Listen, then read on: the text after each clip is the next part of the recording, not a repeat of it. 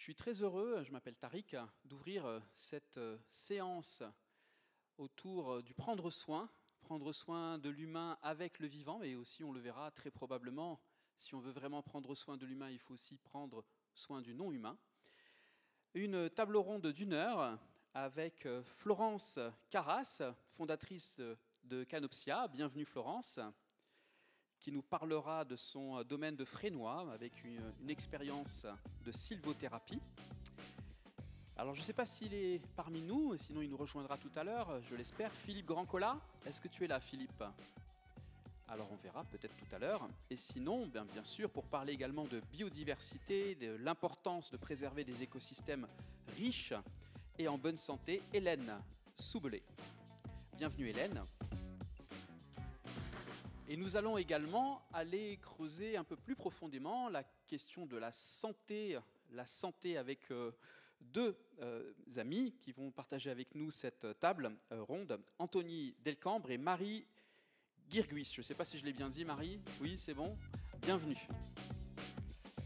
Du projet membre de l'Alliance Santé Planétaire.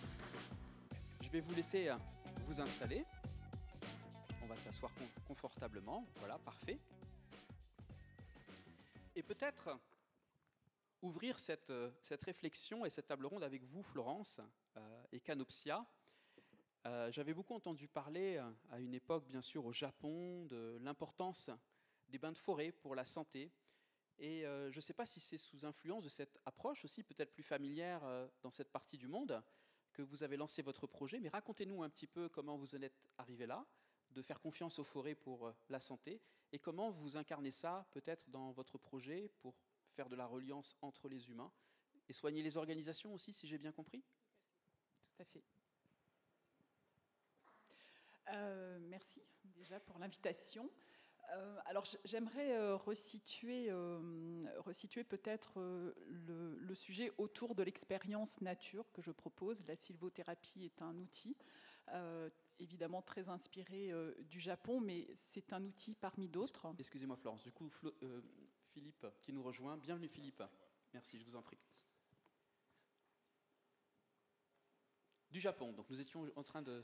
Alors je resituais en disant que plus globalement, mon projet est autour de l'expérience nature, qui n'est pas venue comme ça du jour au lendemain. C'est un long processus, un long cheminement, à la fois d'un parcours professionnel dans l'entreprise où j'ai vu progressivement le mal-être s'installer, et puis j'avais la chance de vivre en lisière de forêt et une sensibilité particulière à la nature, aux arbres, à ce qu'ils peuvent nous proposer, nous amener, nous apporter.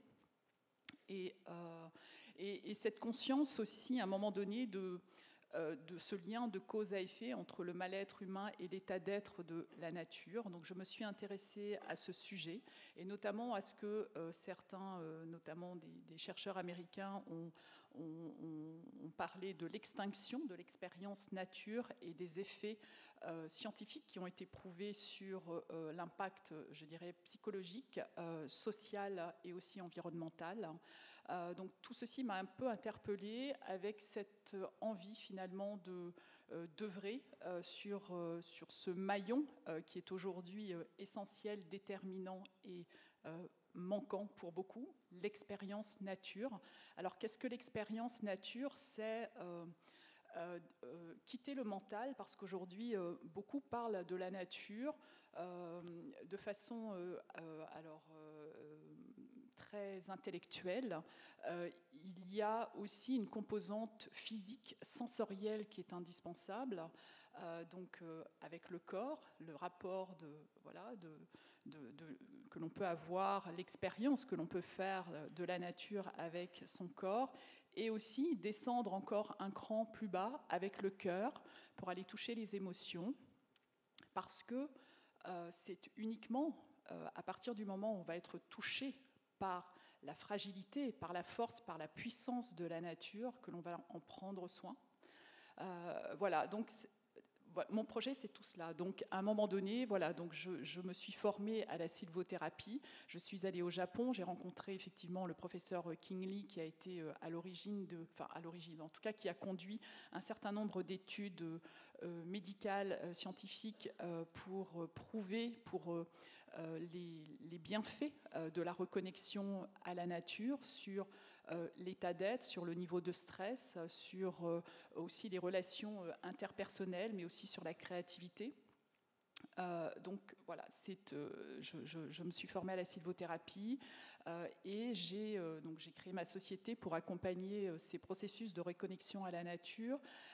Tout ça en région parisienne, et à un moment donné, je me suis dit que moi-même, je n'étais pas complètement alignée, tout en étant très proche de la nature, et j'avais besoin d'aller plus loin. Et d'aller plus loin, alors sans aller trop loin non plus. Donc je suis allée, j'avais besoin d'un lieu pour incarner tout cela. Et donc j'ai rencontré un lieu assez magique qui est dans le Pas-de-Calais, qui est niché dans les bois. Et en ce lieu, je propose effectivement cette reconnexion à la nature pour des particuliers, mais aussi pour des entreprises et également prochainement des programmes immersifs. Et pour les organisations aussi, j'ai l'impression que je regarde votre raison d'être, reconnecter l'humain avec la nature et remettre celle-ci au cœur des enjeux des organisations. Comment vous arrivez à faire percevoir aux organisations que c'est important, cette reconnexion ? Alors, déjà, moi, je fais beaucoup d'analogies entre la forêt, qui est un écosystème vivant, et l'entreprise, qui l'est également. Donc voilà, moi, j'amène, pour les entreprises qui viennent chez moi en séminaire, je les invite à, pas seulement, on n'est pas sur du séminaire au vert où on va regarder la nature au moment de la pause déjeuner.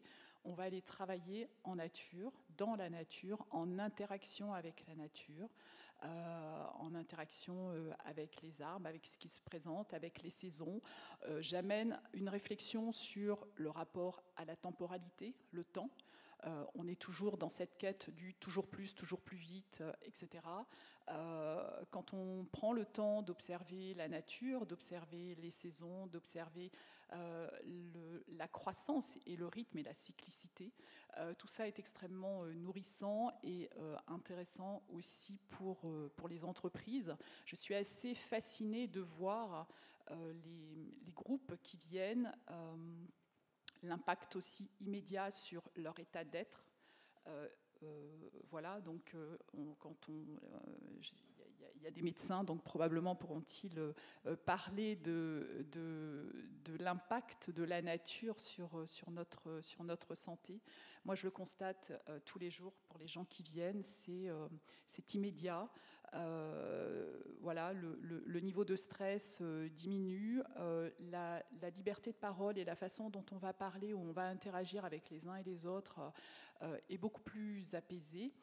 Donc c'est un espace en fait qui est extrêmement bienveillant et qui est facilitateur. En fait, la nature est facilitatrice. Et aujourd'hui, pour moi, la nature est une partie prenante dans l'entreprise.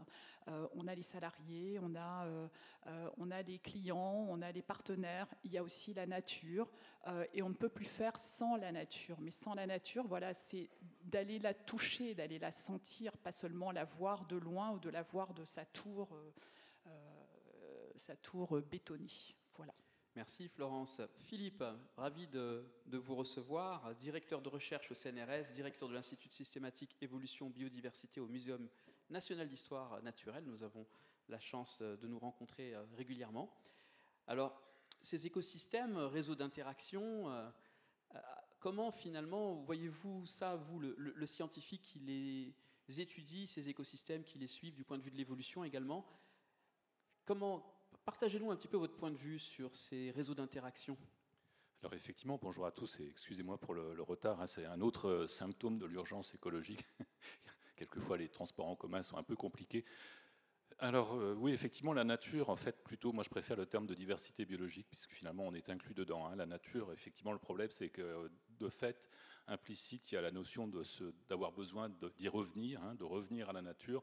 Une fois qu'on est revenu à la nature, finalement, on est partie prenante de la diversité biologique. Et c'est vrai que la diversité biologique, on la voit à travers des icônes qui sont des icônes de nos cultures occidentales la plupart du temps. Donc la diversité des espèces, et on place en premier lieu généralement les espèces charismatiques, les éléphants, les tigres, les grands arbres tropicaux, etc. Et on oublie la diversité au sein de ces espèces, que les espèces, on ne les voit pas en regardant un écran de télé ou par la fenêtre, ou même quand on y est. Ce qu'on voit, ce sont des individus, et encore, on voit la partie macroscopique de ces individus, on ne voit pas tous les micro-organismes qui leur sont associés. Je rappelle que c'est un des mantras, quand on veut parler de microbiome, c'est de rappeler que notre propre corps contient plus de bactéries que de cellules de notre propre corps, c'est-à-dire à peu près 30 000 milliards d'individus, et qui nous sont absolument indispensables. Et donc cette vision déjà de diversité à l'intérieur des espèces, et non pas de silos séparés les uns des autres qui mettent des temps infinis à évoluer, c'est déjà quelque chose dont il faut prendre conscience. Et puis enfin, il y a les interactions. Et c'est vrai que les interactions, on le dit également, c'est également un autre mantra maintenant de notre relation à l'environnement. On voit les abeilles qui butinent les fleurs. Si on est un petit peu connaisseur, on sait que les arbres sont associés à des champignons mycorhiziens qui leur apportent un certain nombre d'éléments nutritifs qui sont dans le sol. Mais il faut aller plus loin que ça. En fait, tout est interaction. Comme je le disais, on a notre microbiome, tous les organismes ont le leur. Les microbes interagissent également entre eux.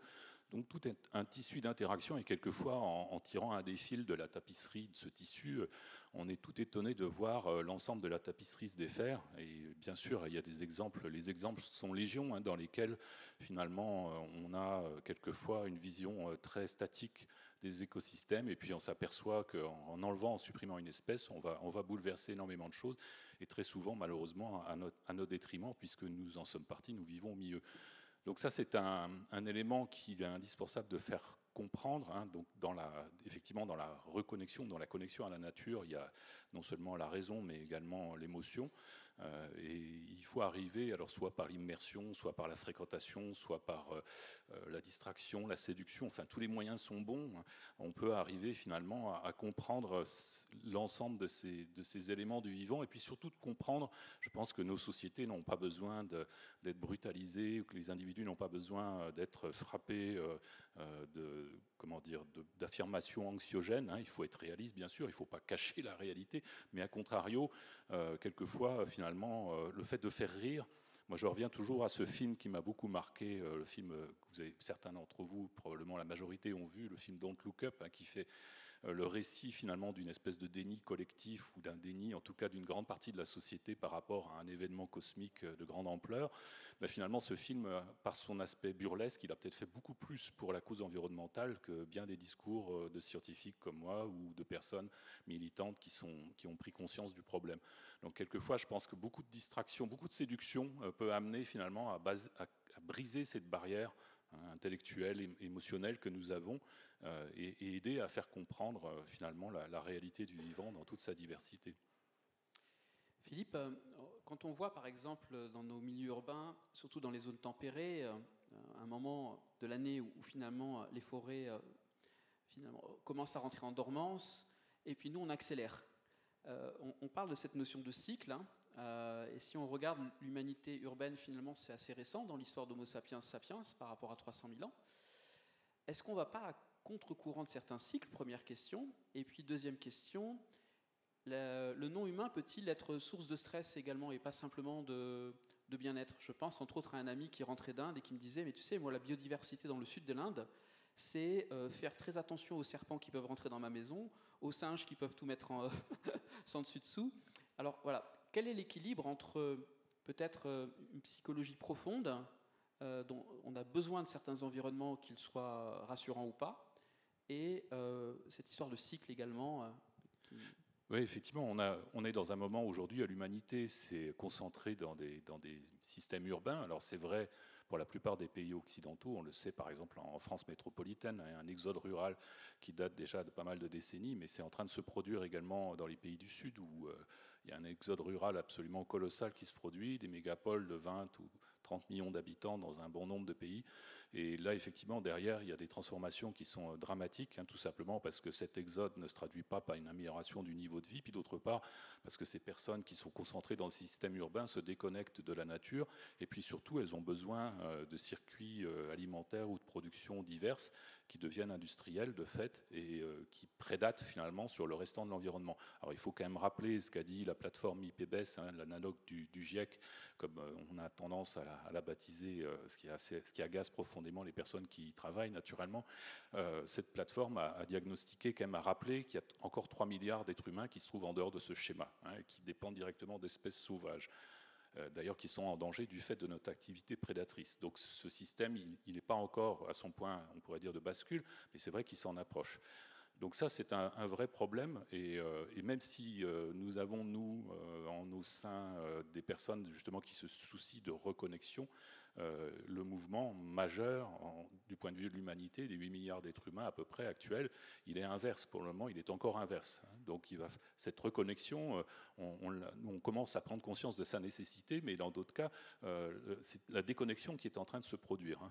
Et puis effectivement, il ne faut pas faire pratiquer le sophisme de l'appel à la nature, qui dit que tout ce qui est naturel est bon. Je pense qu'il y a très peu de personnes parmi les biologistes ou les militants qui le pensent réellement. Il suffit de se trouver dans une zone humide infestée de moustiques. Les zones humides sont absolument indispensables à plein d'égards, stockage de carbone, régulation du débit d'eau, épuration des eaux, etc. Néanmoins, ce n'est pas forcément confortable de se trouver agressé par des dizaines de moustiques à longueur de journée.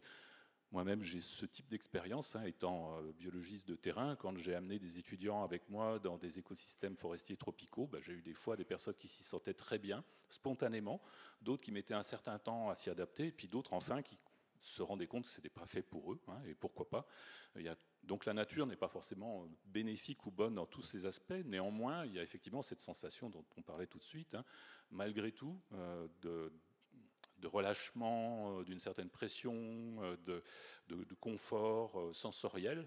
Et il faut arriver à capitaliser sur ces sensations positives et puis par l'éducation, d'apprendre dans chaque milieu ce qu'il peut y avoir de positif ou de négatif. Et évidemment, dans tous les milieux, y compris d'ailleurs en France métropolitaine, on a tendance à oublier que chez nous, quand on va se balader dans un système forestier, on peut être parasité par des tiques qui peuvent nous transmettre la bactérie Borrelia et la maladie de Lyme. Voilà, il y a des petites précautions derrière, des petites précautions de vie qui ne sont pas plus finalement difficiles à prendre que de regarder avant de traverser une rue dans un grand système urbain. Voilà, donc je pense qu'il ne faut pas exagérer ni les bienfaits ni les dangers de chacun des systèmes dans lesquels on vit. Merci Philippe. Hélène Soublé, vous êtes docteur vétérinaire, directrice générale de la Fondation pour la recherche sur la biodiversité. Peut-être auriez-vous envie de nous rendre plus concret la façon dont l'humain se relie aux écosystèmes et dépend peut-être des écosystèmes?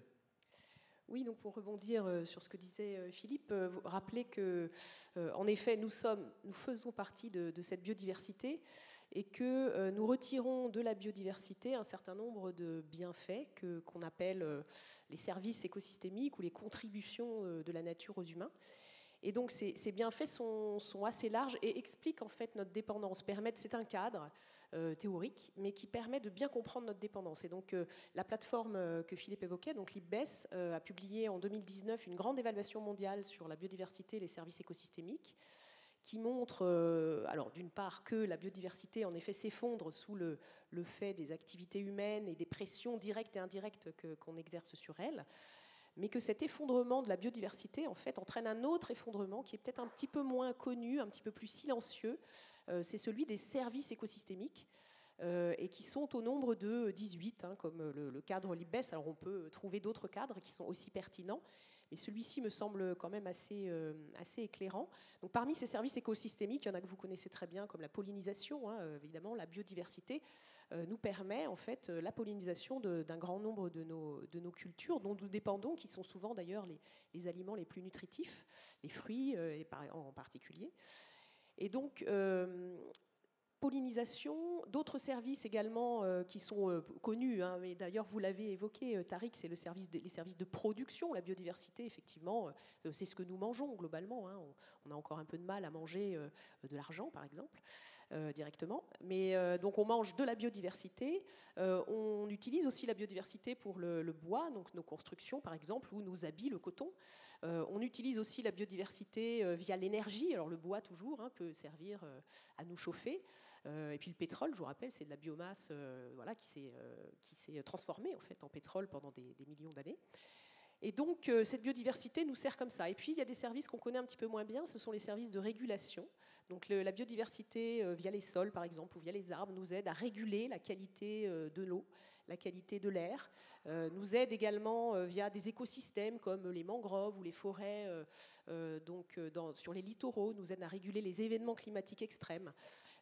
Et la biodiversité également, mais ça vous l'avez bien rappelé Florence, nous permet de nous inspirer, nous permet l'apprentissage et source aussi de notre identité. Hein, dans un certain nombre de cas, la biodiversité, ce sont les paysages, c'est-à-dire c'est ce dans quoi nous vivons. Et donc, et ça c'est un premier cadre qui nous aide à comprendre que si la biodiversité disparaît, nous allons aussi perdre ce genre de services écosystémiques. Alors, nous avons des publications scientifiques qui commencent à montrer le lien entre la perte de services écosystémiques et les impacts sur les humains. Et donc on a comme ça des publications qui peuvent même chiffrer le nombre de morts qui sont induits par une surface de mangroves disparues. Alors il y a une publication assez emblématique qui dit 100 km de mangroves au niveau littoral, c'est 1,2 morts de plus par an. Voilà, donc ça peut paraître peu, mais en fait c'est énorme hein, quand on y pense. Il suffirait peut-être de protéger la mangrove au lieu de mettre des digues. Voilà, donc tout ça c'est la biodiversité. Et puis autre chose que je voulais aborder aussi, c'est finalement que face à cette biodiversité, nous n'avons pas toujours tous le même rapport. Hein. D'ailleurs, on le voit bien dans quel est le rapport que j'ai avec la biodiversité. Est-ce que c'est un rapport plutôt de peur, de crainte, de réserve, ou alors un rapport complètement d'intégration, d'amour presque vers cette biodiversité. Donc l'IPBES cet été également a publié une autre grande évaluation qui donne un cadre assez structurant sur les valeurs de la biodiversité, les diverses valeurs de la biodiversité.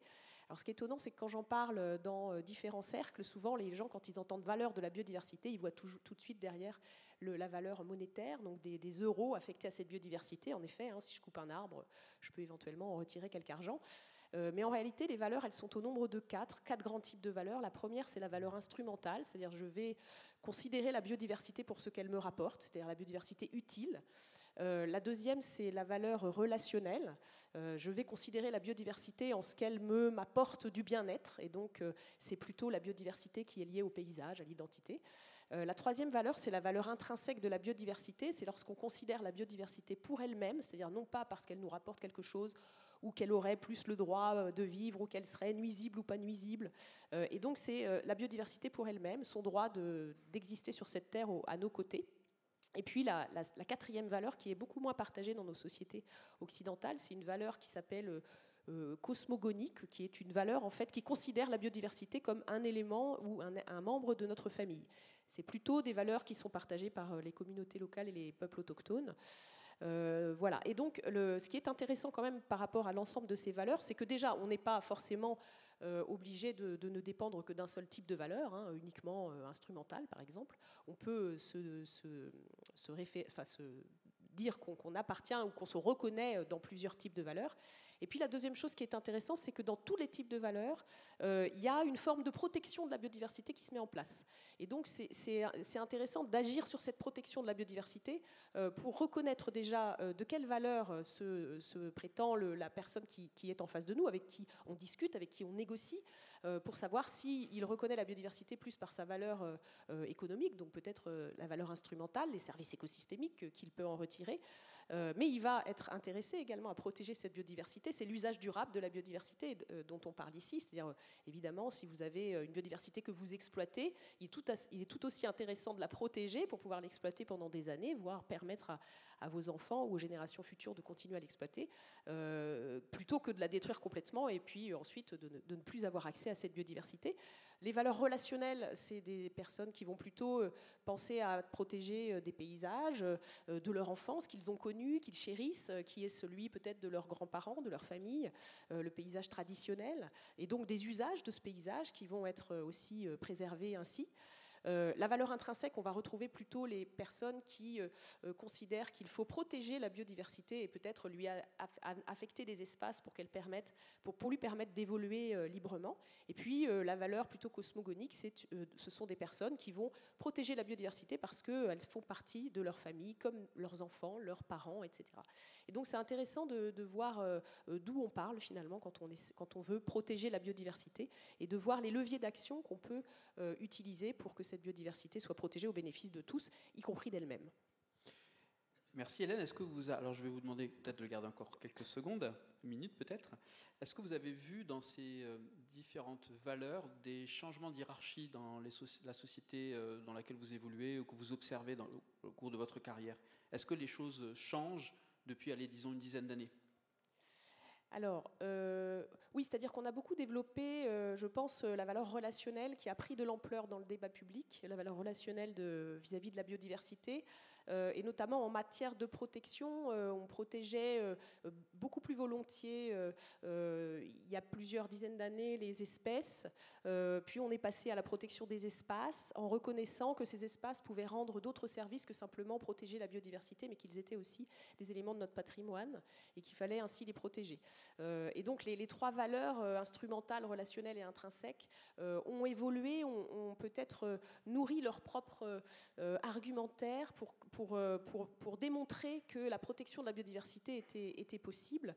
Moi, j'ajouterais néanmoins qu'une autre des évolutions qui serait souhaitable de voir, c'est de bien comprendre que protéger et restaurer la biodiversité ne sera de toute façon pas suffisant si on veut vraiment sauver cette biodiversité, arrêter son érosion, et qu'il faut absolument considérer deux autres éléments très importants, qui sont d'ailleurs les éléments de la Convention sur la diversité biologique, donc qui sont présents depuis 1992 en réalité, qui sont l'usage durable. Donc il faut absolument baisser les pressions en fait, sur la biodiversité. L'IPBES en a cité 5, le changement d'usage des terres, le changement climatique, la pollution, le prélèvement des ressources et les espèces exotiques envahissantes. Il faut diminuer ces pressions, et pour diminuer ces pressions, il faut identifier les activités humaines qui sont les plus responsables de ces pressions, et ensuite identifier les facteurs qui font que ces activités humaines continuent à exercer des pressions non durables, alors même que le diagnostic scientifique est assez fait.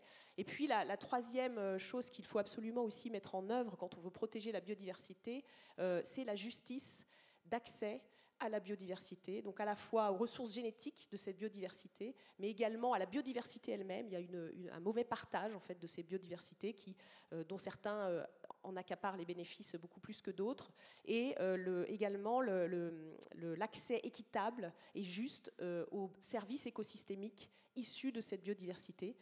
Quand on détruit par exemple une forêt, on prive certaines populations de services écosystémiques comme l'épuration de l'air ou l'épuration de l'eau, ou la capacité d'aller dans la forêt se ressourcer, ou la capacité d'aller cueillir des plantes ou de chasser les animaux sauvages dans cette forêt. Et ça, malheureusement, notre économie n'est pas encore totalement capable de le faire, puisqu'elle va favoriser l'activité qui va rapporter le plus, et qui va être considérée comme viable économiquement. Et on a une certaine propension à considérer que les activités viables économiquement sont les meilleures pour le bien-être humain.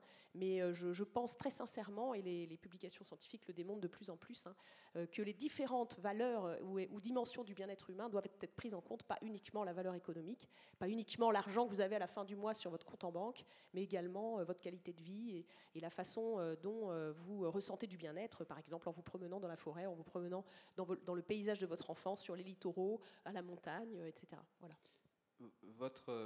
Merci. Votre complément d'information me fait penser à un exemple que j'aime bien utiliser lors des formations que je peux donner, c'est de dire quelle est la valeur économique de l'amitié. On peut très bien faire un calcul en voyant combien de cadeaux vous vous faites chaque année entre vous, quelle distance vous devez parcourir, mais parfois on peut aussi se dire que la question n'a aucun sens. Et c'est parfois peut-être ce qu'on fait avec certains écosystèmes remarquables, ou moins remarquables d'ailleurs, mais tout aussi importants. Et justement, peut-être y a-t-il une illusion de la séparation entre santé environnementale et santé humaine. Alors, Anthony et Marie, vous êtes membres de l'Alliance Santé Planétaire et vous faites clairement le lien entre santé planétaire et santé humaine. Oui, bonjour, merci pour l'invitation. En effet, là, les éléments précédents des intervenants, moi j'ai l'impression que ça a déjà très bien expliqué la santé planétaire. L'objectif en fait de la santé planétaire, c'est de retrouver une santé intégrée. On a parlé du système économique qui englobe la biosphère sous plein d'aspects, qui occasionne un sacré nombre de problèmes qu'on peut cadré dans le cadre des limites planétaires. Donc on a beaucoup évoqué l'effondrement de la biodiversité, le changement climatique. Il en existe beaucoup d'autres que les scientifiques essayent de quantifier, de qualifier. Alors on n'est pas tout le temps dans une mesure instrumentale quantitative du fonctionnement des systèmes naturels.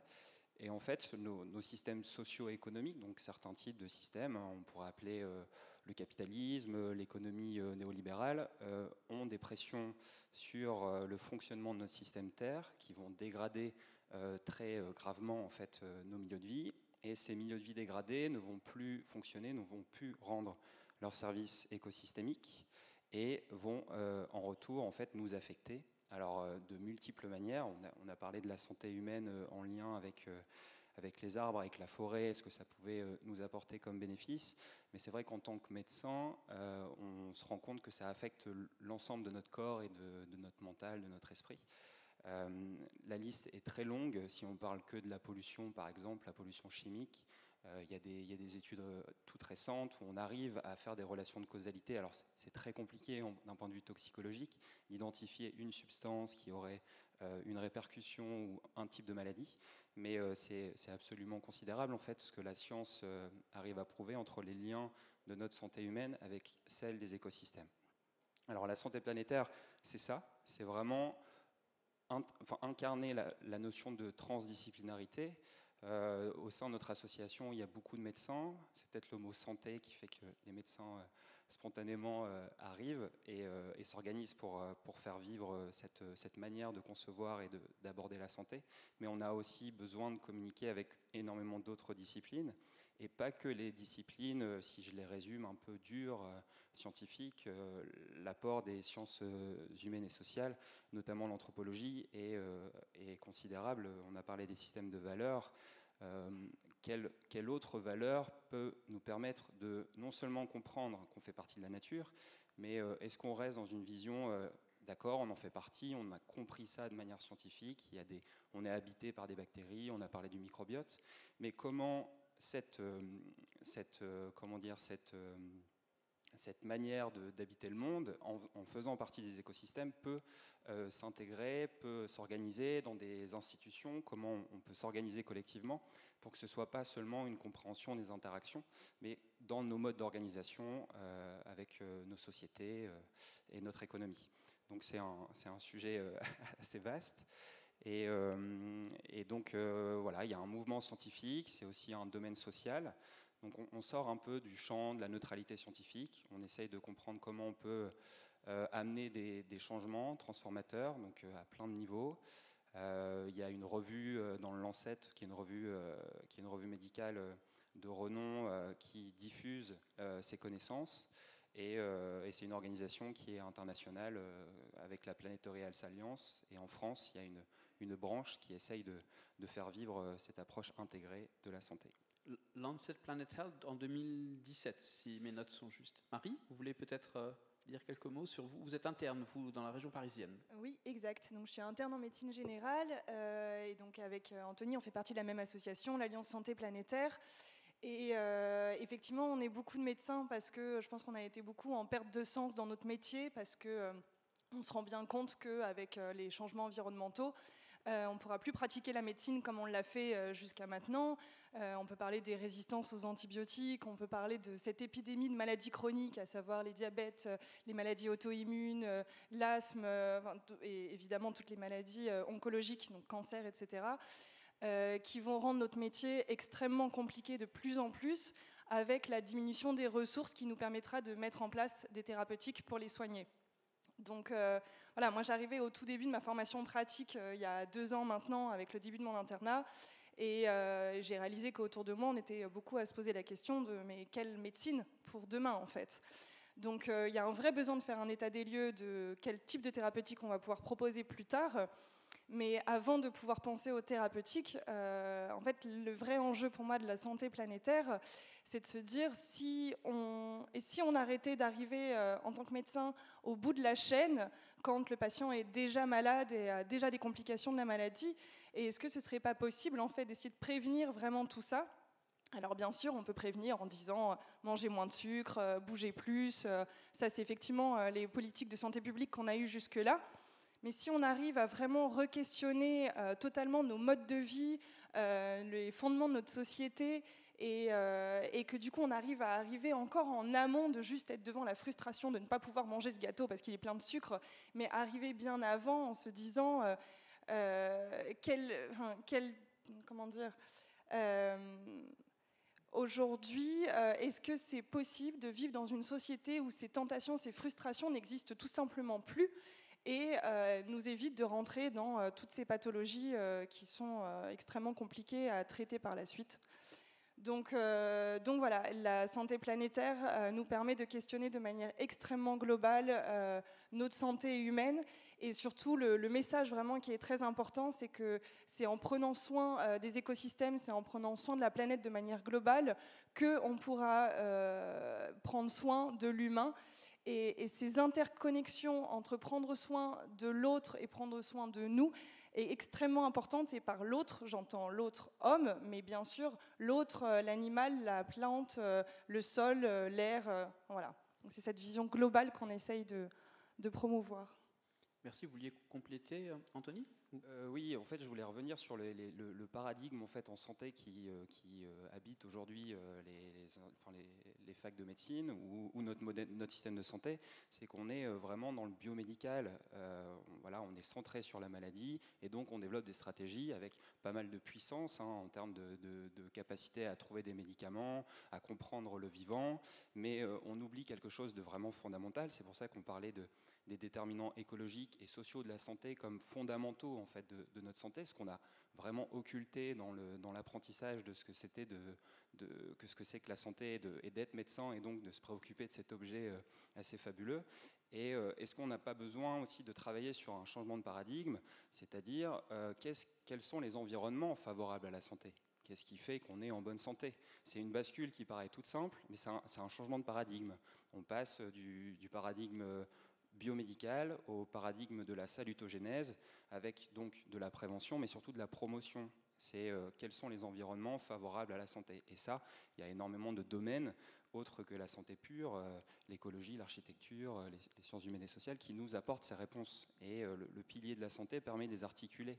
C'est quand même le corps humain est une sentinelle de ce qu'on fait à la Terre, de ce qu'on fait aux autres organismes vivants et aux non-humains. Donc, et c'est quelque chose qui est assez consensuel, qui est assez facile pour prendre des décisions, pour agir. On est tous préoccupés par notre santé, c'est quand même quelque chose d'évident. Donc la santé planétaire, en ça, a un pouvoir de transformation, de ramener du consensus et de faire bouger les choses, je pense. Merci. Je peux que penser aussi à la crise de la Covid, quand on s'est retrouvé bloqué, pour ceux qui étaient en tout cas dans des appartements ont pu voir la différence par rapport à ceux qui pouvaient avoir accès à des jardins. Et je crois que ça a provoqué quelques départs des villes pour aller peut-être s'installer dans des zones un petit peu plus proches d'écosystèmes naturels. Est-ce que vous avez vu, Florence, vous, ces dernières années, une montée en puissance de propositions similaires à la vôtre? Ça serait ma première question. Et puis, avez-vous des dialogues avec ces jeunes médecins qui peuvent peut-être donner des arguments qui sortent de l'impression pour aller dans les faits? Oui, alors des propositions similaires, il y en a certainement. Après, il y a eu beaucoup de développement d'invitation à la reconnexion à la nature, avec des propositions, des métiers différents. Voilà, donc... Vous voyez avec la crise de la Covid, par exemple, une forme d'accélération de cette demande-là? Oui, ça c'est évident. Enfin, en tout cas, moi aujourd'hui, depuis que j'ai ce lieu, enfin voilà, les gens qui viennent ont cette conscience que il est important de prendre des temps de reconnexion, des temps de déconnexion, et de reconnexion à la nature, de reconnexion à soi. Pour compléter, moi je suis vraiment convaincue qu'il n'y a pas d'écologie globale sans écologie individuelle et intérieure. Donc voilà, donc ça c'était votre première question. Et la deuxième, c'est peut-être, voilà, je pense à ce documentaire qui a été fait par des amis aussi, Pascal et Thierry Natura, qui avaient documenté à travers le monde des études scientifiques qui tendaient à montrer les effets concrets sur le corps humain de ces écosystèmes naturels, entre autres forestiers. Est-ce que vous avez en fait des contacts avec des sites comme ceux de Florence qui permettent peut-être de voir si on peut aussi, dans nos contrées, montrer les effets concrètement? Oui. Alors, moi, de mon côté, pour l'instant, je n'ai pas. J'ai cherché à être en contact avec un certain nombre de médecins ou de chercheurs parce que je souhaiterais que le lieu soit un lieu un peu laboratoire, parce qu'on parle souvent des études qui sont faites ailleurs dans le monde et finalement très peu, en tout cas à ma connaissance, en France. Donc moi je souhaiterais, parce que je constate, sans avoir ce background, je dirais, scientifique, je constate les effets de cet environnement sur l'état d'être, y compris sur la qualité du sommeil. Des gens qui ont des troubles majeurs du sommeil sont très surpris, ils me disent mais comment se fait-ce? Je dors parfaitement bien. Donc voilà, donc il y a des choses comme ça que j'aimerais peut-être voilà, plus argumenter avec une dimension scientifique. Très bien. Vous vouliez... Alors moi j'aurais peut-être envie de vous entendre tous les deux, Philippe et Hélène, sur cette idée qu'il y aurait peut-être une illusion de la séparation. Tu parlais, Philippe, tout à l'heure on a l'occasion de se tutoyer, donc je suis revenu au tutoiement, pardon. Du nombre de symbiotes finalement qu'on avait en nous qui était plus important que le nombre de cellules humaines. Et j'ai l'impression que notre symbiote, il a peut-être des besoins dont on n'a même pas conscience. On voit bien que ça influence y compris notre psyché, en tout cas le symbiote intestinal. Est-ce qu'il n'y aurait pas une illusion de la séparation qu'il conviendrait de... Oui, tout à fait. En fait, c'est une situation un peu paradoxale.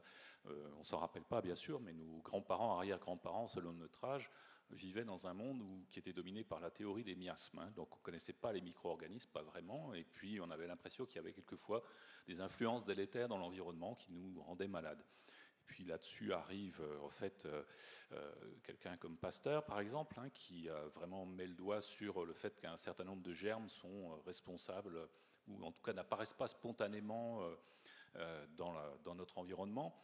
Puis les progrès de la génétique se font jour, les progrès de l'optique ou de la microscopie entre-temps permettent de visualiser ces particules, et puis on se rend compte finalement qu'autour de nous, on a des agents qui sont potentiellement pathogènes, donc il y a un certain nombre de maladies dont on peut dire qu'elles sont infectieuses. Et là, je pense pendant une bonne partie du XXe siècle, on a une vision finalement de ces microbes qu'on vient d'inventer, comme disait Marcel Pagnol. On a une vision qui est purement négative, quelque part. Ces agents pathogènes, il faut lutter contre, et puis on se lave les mains, on prend des antibiotiques, et tout va bien. Et effectivement, il y a une part de vérité dans tous ces préceptes, évidemment, mais on a reconnu un peu tard, et aujourd'hui on est en plein dedans, en fait, que nous sommes en permanence environnés de micro-organismes, que certains de ces micro-organismes de toute façon sont globalement très positifs dans leur relation à notre corps, à notre environnement, certains autres plus ou moins, et donc on est finalement une sorte d'écosystème nous-mêmes dans lequel il faut plus préserver des équilibres que d'éradiquer absolument tel ou tel micro-organisme. Alors bien sûr, il y en a quelques-uns qui sont globalement négatifs et dont on n'a absolument pas besoin, mais globalement on va plus vers cet équilibre. Mais c'est vrai qu'aujourd'hui c'est un peu difficile de revenir à ce juste milieu, parce que l'esprit humain, finalement, je pense, se nourrit toujours un peu plus, de relations quantitatives. Voilà. Donc, quand on parle de microbes, on en a une image négative et on pense plutôt à la suppression. Et puis, à contrario, si on va à l'extrême inverse, on peut avoir des visions un peu naïves et dangereuses qui pourraient laisser penser que certains préceptes scientifiques sont erronés et puis qu'on peut se passer de telle ou telle solution. Et il faut trouver un juste milieu avec la médecine et avec les sciences dans lesquelles on a une relation plus équilibrée, plus apaisée avec les micro-organismes, d'autant plus que, comme l'a montré l'épisode malheureux de la Covid-19, qui est quand même responsable d'un grand nombre de millions de morts et de drames de par le monde, qu'encore une fois, on n'est pas séparé du reste de la nature, et si on morcelle les écosystèmes, si on augmente cette surface de contact entre les humains et les écosystèmes, le tout augmenté de notre densité de population et de nos moyens de transport qui font qu'aujourd'hui, une personne peut se trouver en contact avec un pathogène quelque part au fin fond d'un écosystème tropical et puis 2 jours après se retrouver au milieu d'une mégapole occidentale ou du sud, fait qu'aujourd'hui, en fait, on subit de plein fouet cette augmentation aussi de risques par rapport aux maladies infectieuses. Il y a des décomptes qui ont été faits qui montrent que depuis 1940, je crois qu'il y a 300 émergences, soit de maladies ou de pics épidémiques. C'est absolument sans aucun précédent, hein, et donc on est dans une situation, alors aujourd'hui sur la Covid-19 on est encore un peu dans le brouillard bien sûr parce qu'il est trop tôt pour pouvoir conclure sur l'origine de la maladie, mais ce serait assez dangereux de penser que finalement la solution à la Covid-19 c'est une maladresse commise par un laborantin chinois, c'est une solution de facilité qui ressemble fort à du déni.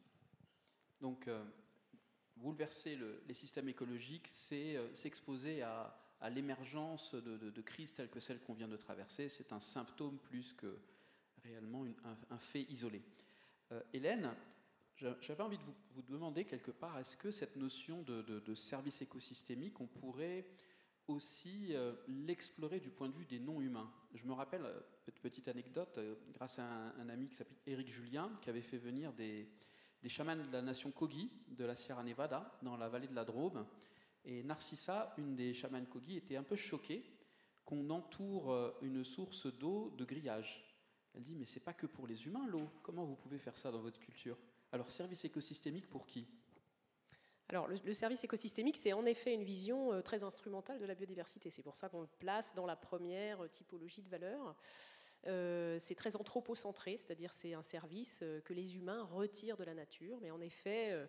la biomasse végétale notamment, l'eau, la biodiversité en général, elle ne vit, elle ne perdure que parce qu'elle bénéficie aussi de ces éléments-là. Et donc en effet, il y a une sorte de justice à pouvoir ou à vouloir ou à favoriser le partage de ces ressources-là avec l'ensemble de la biodiversité en fait.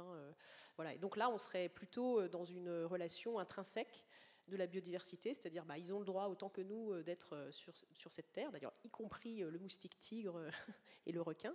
Et donc on va leur donner la possibilité de vivre, d'évoluer, de s'adapter aux pressions que malheureusement on va continuer à leur faire subir. Et donc je pense que ça c'est en effet important et que ce serait un changement de paradigme dans notre rapport avec la biodiversité. Qui peut être parfois conflictuel, mais qui toujours doit rester humble, je dirais, puisque, vous l'avez rappelé, on est sur cette Terre depuis, on va dire, 300-400 000 ans. La durée moyenne d'une espèce sur Terre, c'est 2,7 millions d'années. Donc, on a encore un peu de chemin à parcourir. Si on veut réussir à le parcourir et à finalement arriver à peu près à la moyenne de survie des espèces, il faudrait peut-être qu'on change notre façon d'habiter sur cette planète. Ça, j'en suis, moi, intimement persuadée. Parce que, en effet, si on ne laisse pas le reste de la biodiversité évoluer, vivre, s'adapter, on risque d'en subir des conséquences. Ensuite, on peut souhaiter protéger cette biodiversité, pas pour cette raison-là, mais ne serait-ce que pour cette raison-là, protégeons la biodiversité. Le cas de la santé, des liens biodiversité-santé, c'est vraiment un cas emblématique. C'est un exemple, en fait, de ce que des mauvaises décisions que nous prenons au niveau mondial, d'exploitation toujours plus rapide du vivant. Il faut bien comprendre ça. On exploite le vivant de façon exponentielle d'année en année. Et quoi que les scientifiques puissent dire en termes d'alerte et d'apprentissage qu'on peut aussi avoir de mauvaises choses qui nous arrivent. La déforestation, c'est un exemple qui est vraiment au cœur de ce sujet de biodiversité santé.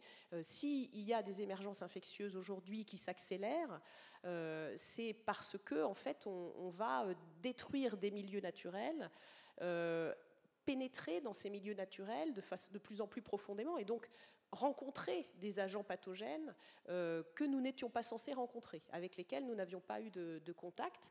Et donc ce qu'il faut bien comprendre, c'est que pour qu'une émergence infectieuse se produise, il faut certes plusieurs contacts, des contacts répétés, mais plus vous détruisez ces écosystèmes-là, plus ces contacts-là sont favorisés.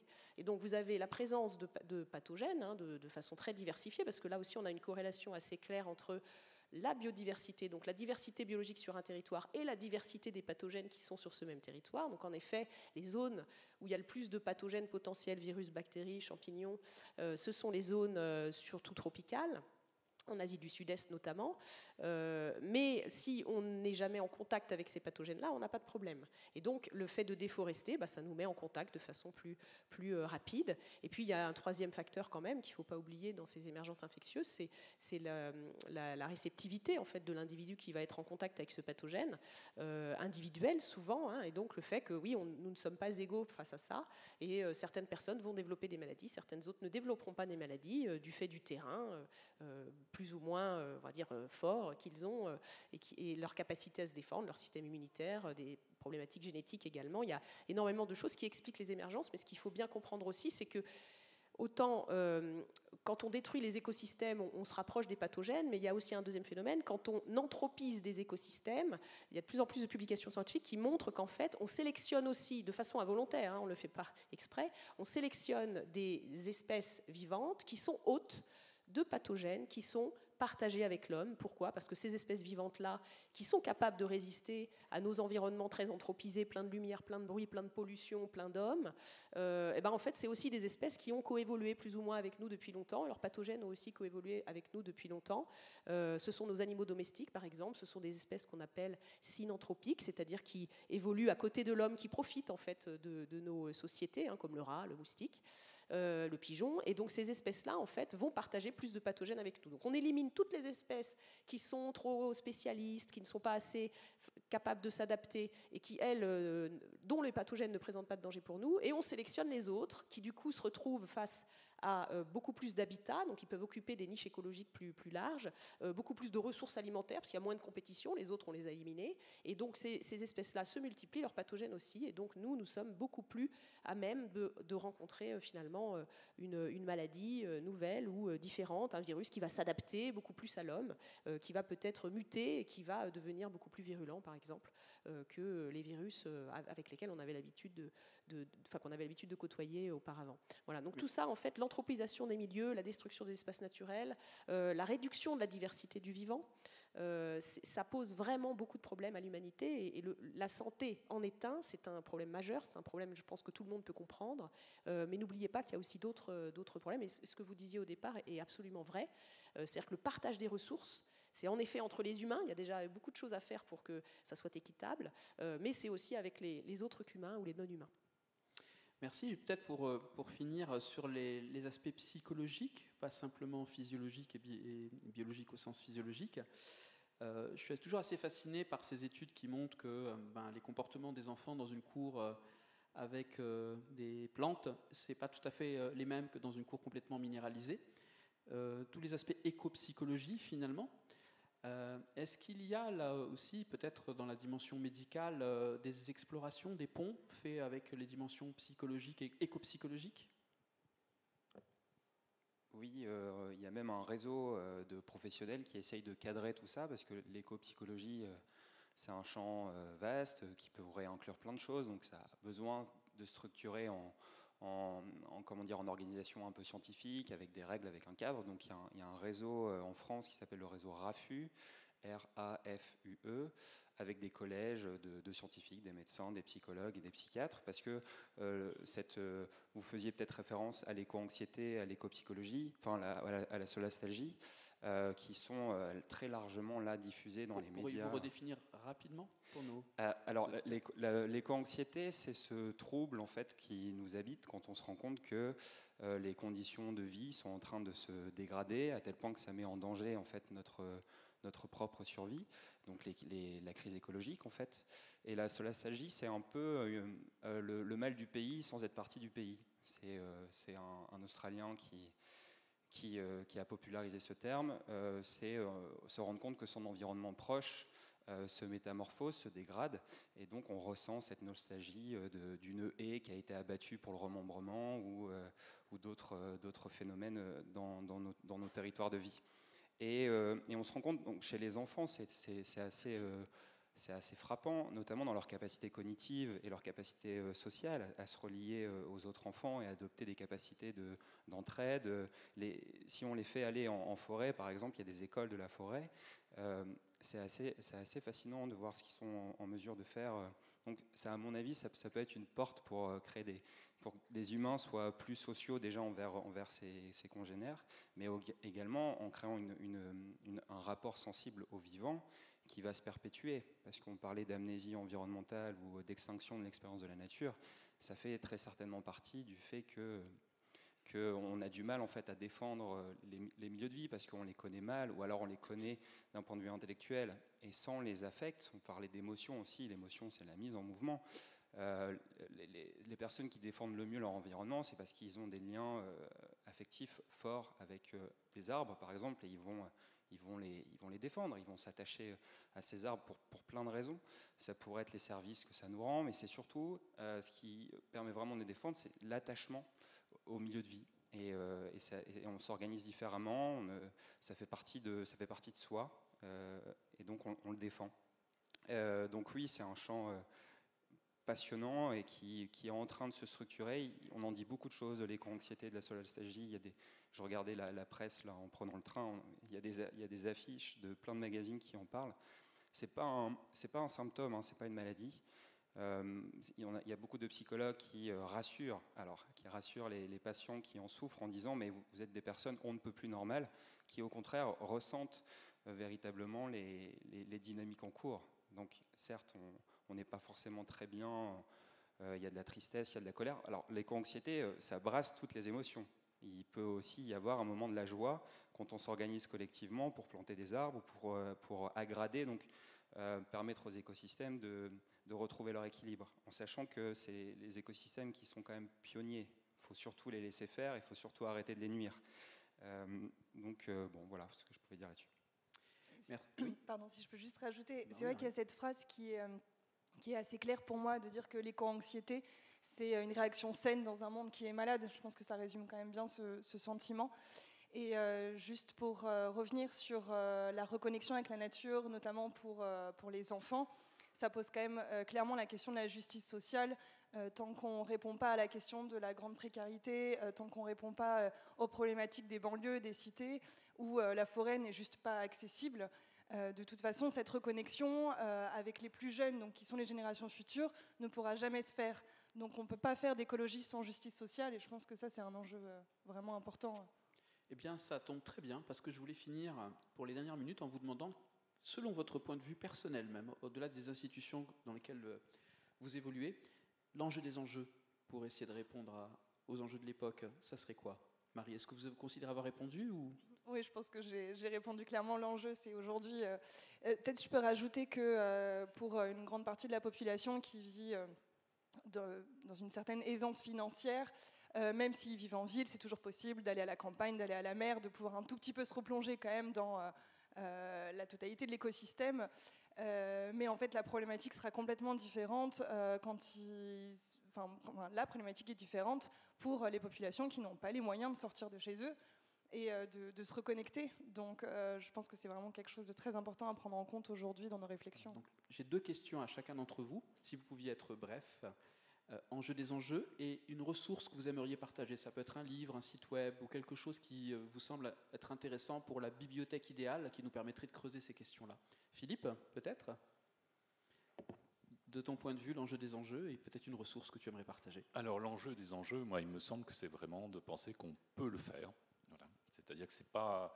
Bien sûr, il faut se rendre compte que ça va mal en ce moment sur Terre, qu'on a des enjeux qui nous dépassent un peu individuellement ou même au plan national, mais on peut le faire et en plus ça peut être agréable. Voilà. Donc il faut vraiment se rendre compte que ça peut être agréable, mais à condition qu'on se donne le mal d'y arriver. Voilà. Et ça, c'est quand même quelque chose qu'il faut à tout prix dont on se rende compte aujourd'hui. Et ça, la ressource vis-à-vis de cette prise de conscience, c'est l'action individuelle, bien sûr. Parce qu'on peut plaider pour une action gouvernementale, on a 2 cartes dans la manche, comme disait un collègue, la carte d'électeur, la carte de crédit. Et la carte d'électeur, on peut l'utiliser, quelquefois on n'est pas pour autant satisfait de ce qui se passe au plan environnemental, mais il nous reste notre action individuelle, à tous égards, qu'elle soit vraiment individuelle ou collective, à travers des associations, dans son travail, etc. Et ça, c'est vraiment important, je pense qu'on se rend compte qu'on peut le faire. Voilà. Donc il n'y a pas de problème qui ne puisse être résolu compte tenu du nombre d'humains sur Terre. Et ça peut être un grand kiff d'essayer de le faire. Voilà, tout à fait, on peut en être heureux. Donc il ne faut pas oublier ça. Et puis la ressource que j'aimerais partager, c'est le résumé pour décideurs de cette fameuse évaluation de l'IPBES en 2019. Alors c'est en accès libre sur le site de l'IPBES, IPBES, et c'est traduit en plus dans toutes les langues des Nations Unies, donc ça permet quand même à pas mal de monde de le lire. C'est bien noté. Et franchement, ça vaut la lecture. Le résumé de l'IPBES pour les décideurs. Voilà, c'est quelques pages, mais... Anthony. Donc les enjeux des enjeux. Brièvement, si c'est possible. Oui, brièvement. Je dirais que c'est aussi changer de regard, c'est habiter le monde en ayant conscience de ce qu'on vient d'expliquer, nos interdépendances avec les milieux naturels. Donc ça veut peut-être vouloir dire de sortir des cadres de pensée institutionnels actuels, économiques actuels, donc de se positionner vraiment en dehors pour innover, inventer d'autres manières d'être au monde, et l'humanité a su le faire. Il y a énormément d'exemples de sociétés humaines qui ont fait autrement. Il y a des terrains d'expérimentation même en France, la ZAD de Notre-Dame-des-Landes. Et une ressource que vous aimeriez partager? Et une ressource, on vient de publier le livre sur la santé planétaire aux éditions Roue de l'Échiquier, qui est une traduction. Ils sont présents ici, au salon. Qui sont présents ici, donc on aurait envie de partager cette ressource. Merci. Florence? Alors l'enjeu, moi je crois, dans la même veine, c'est vraiment d'oser faire ce pas de côté pour aller au contact du vivant et se sentir profondément vivant. C'est vraiment que du bon, ça donne beaucoup d'énergie et ça montre que c'est possible en fait. Vraiment, le champ des possibles devient beaucoup plus lumineux que celui que l'on entend en permanence. Donc c'est plein d'espoir. Et donc une ressource, moi j'aime beaucoup aussi, je suis très sensible au sujet des enfants. Il y a Richard Louv qui a écrit Last Child in the Wood, et c'est justement sur l'importance d'amener nos enfants au contact de la nature. Donc Last Child in the Wood. Donc le dernier enfant dans la forêt. Hélène? Alors pour moi, l'enjeu des enjeux, si on veut vraiment protéger la biodiversité, c'est de travailler sur les régimes alimentaires. L'agriculture, le système alimentaire est responsable de 50% de la perte de biodiversité au niveau mondial. Donc vous pouvez vous occuper d'autres choses si vous voulez protéger la biodiversité, mais ça sera mineur. Si vous voulez avoir une action majeure, c'est l'alimentation. Donc changez votre alimentation. En plus, vous aurez des bénéfices santé, parce que s'occuper de biodiversité, c'est arrêter de manger une alimentation chargée de pesticides. Donc évidemment, pour la santé, c'est meilleur. Vous aurez 25% de chances de moins de développer des cancers, donc c'est quand même pas négligeable. C'est arrêter aussi de manger des produits qui génèrent de la déforestation, puisqu'il ne faut pas non plus oublier que 40% de ce que l'on consomme n'a pas des impacts dans notre quotidien et autour de nous, mais a des impacts ailleurs, donc en Asie du Sud-Est, en Amérique du Sud, en Afrique, et que ces impacts, on ne les voit pas et qu'on peut peut-être s'éloigner de ces impacts-là.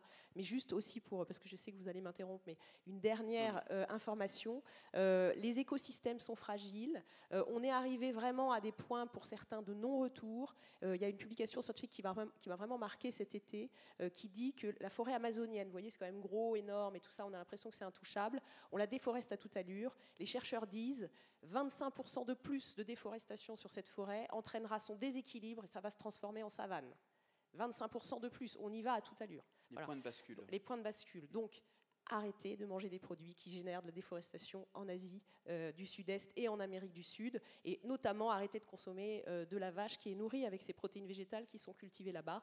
Et donc, ça veut dire manger bio. Voilà, manger de la vache à l'herbe, ça c'est bien. Moi, je ne suis pas pour le régime végétarien, mais par contre, un régime qui considère aussi comment sont nourris vos animaux, les animaux que vous consommez, c'est super important.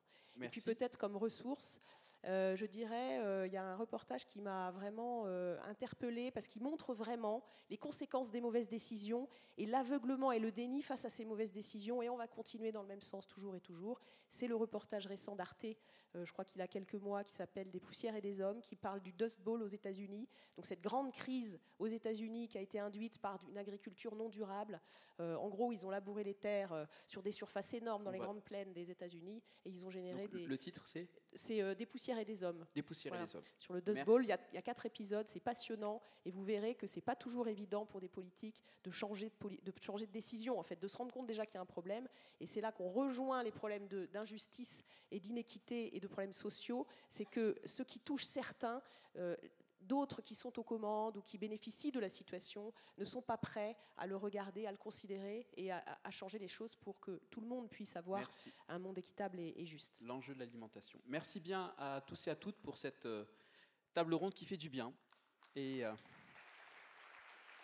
je vous laisse explorer chacun et chacune comment vous aussi vous pouvez vous inspirer de la nature pour vous faire du bien à vous-même, à vos sociétés et aux écosystèmes qui vous entourent. Peut-être qu'Alain, c'est le moment de te passer la suite. À Juliette. Juliette, merci et à bientôt. Bon Biomime Expo.